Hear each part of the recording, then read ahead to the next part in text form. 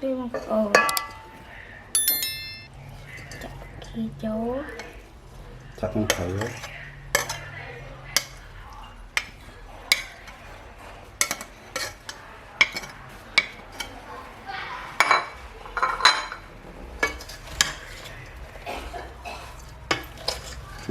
Tắt cho lộ vậy ạ.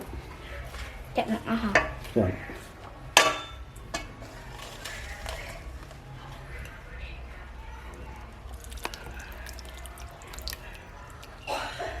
Tặng nó hết.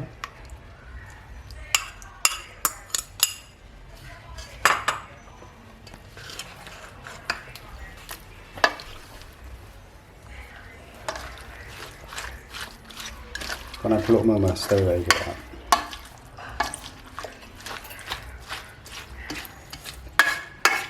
Mình lụa đấy. Này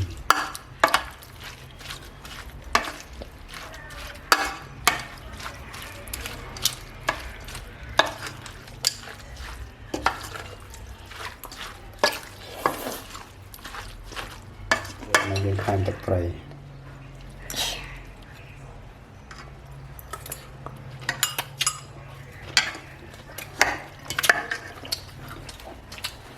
Mồm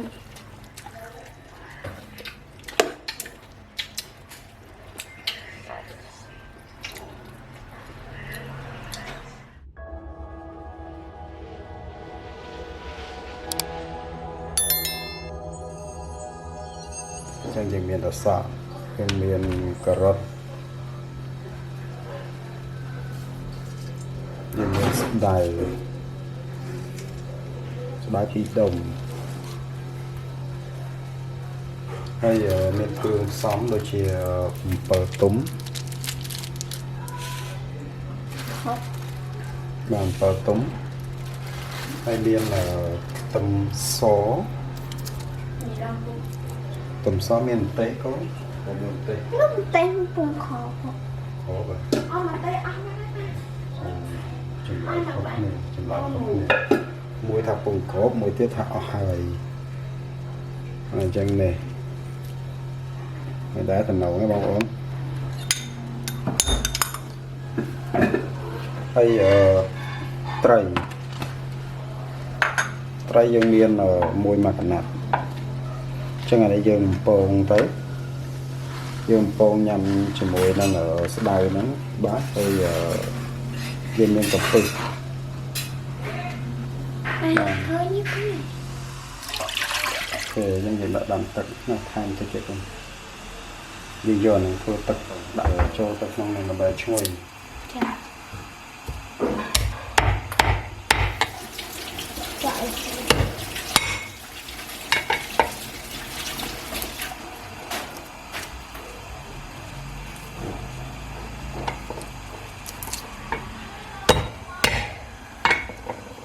nên là lọt đá mà đã cho nó đặt cái đá đó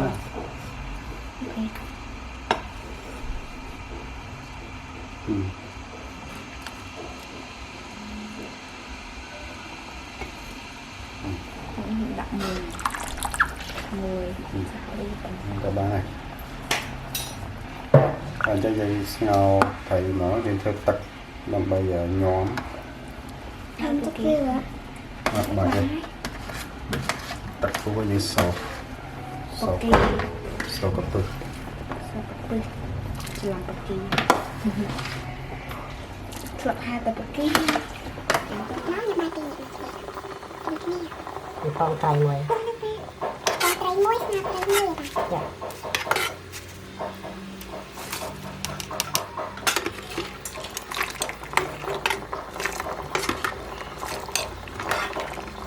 đây là sòn cặp đây là sòn này đó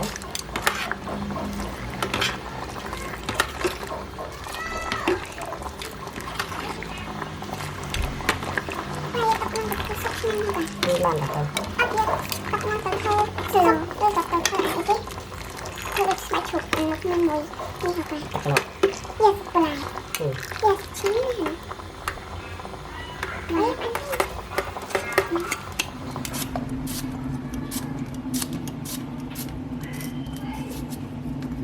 Yeah.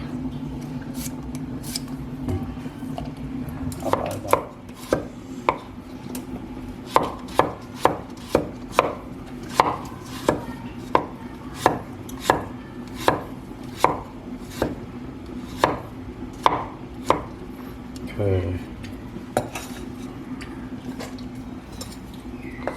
chơi gì bạn?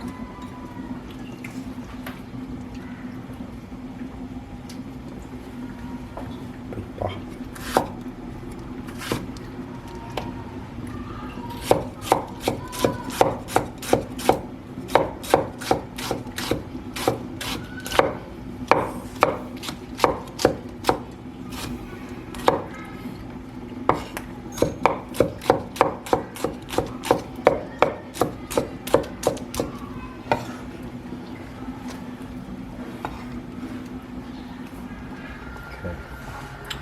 anh ấy bao giờ cũng hay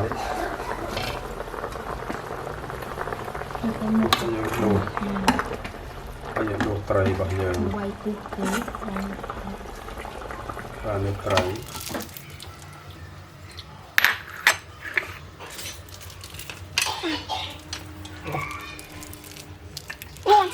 Ăn tờ.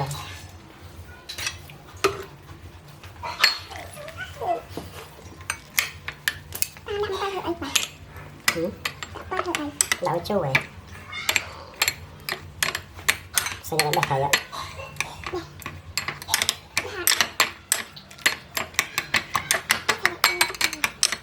Đẹp phải xanh, tạ trang nó xanh.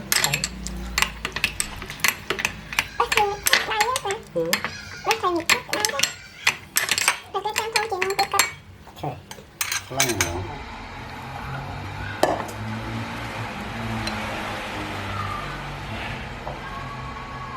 giờ là sạch đây bà ở đây bảy này bạn kể cho sao kể cho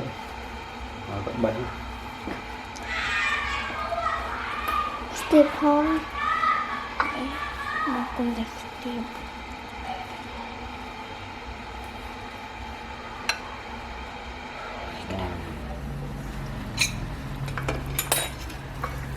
thì là dương sốt đáy cho nó nế này sốt đáy vậy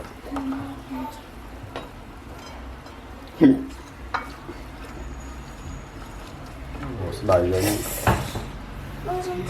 vì đã bày đông mắt rồi ôi cùng can chào mà vô bắt chào bắt á ai biết tôi xìu ở địa bao vâng rồi một tiếp tế để cắt đá một tiếp một chiều rồi nước trắng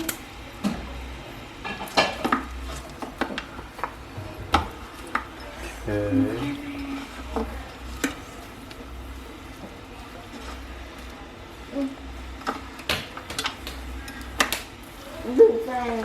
miệng một sao vậy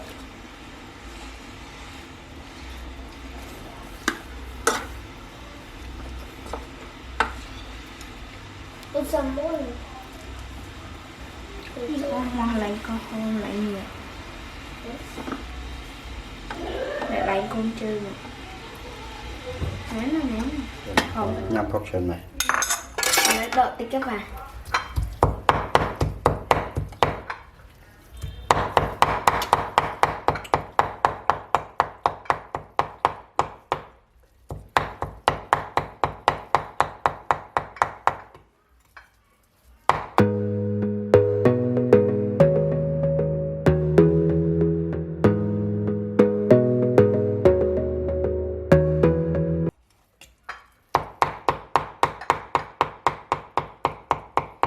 nó xong là lạc tâm mảnh và tập mảnh lạc tâm tấm được cái sọt lắm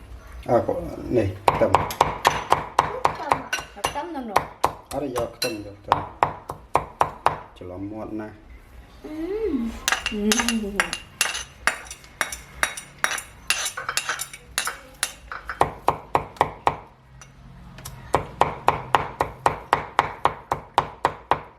con nhâm ăn khóa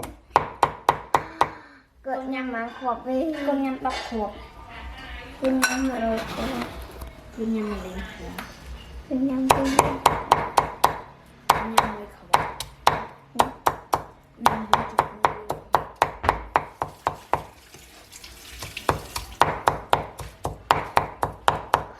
đầm mồi lên ba chứ không nên bên này không hết à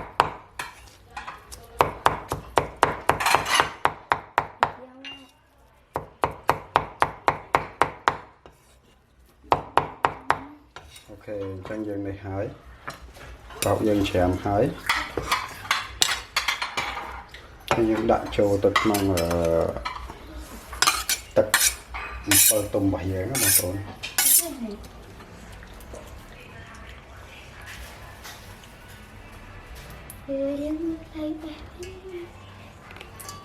một đắp chuyện bể thôi được chết bé không chuyện bể á không nè mở bông bể bể mới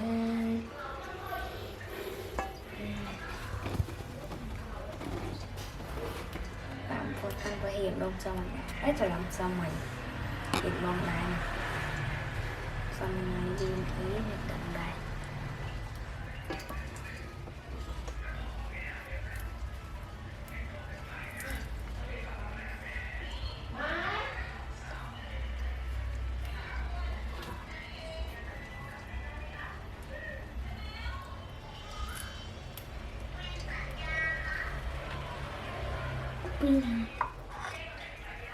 đi một chặt khi chỗ chắc không thấy đấy.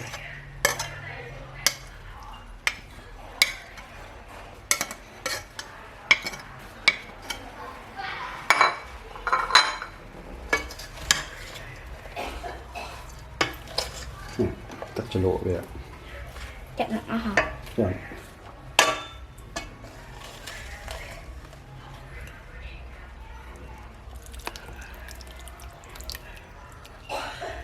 Tặng nó hết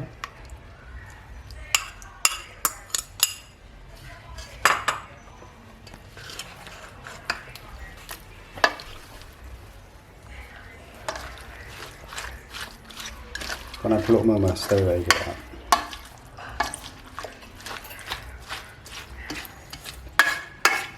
mình thử anh ấy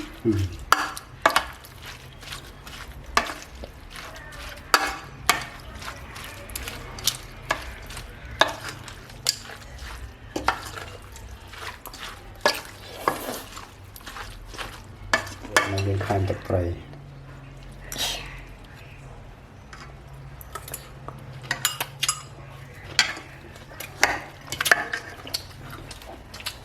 mà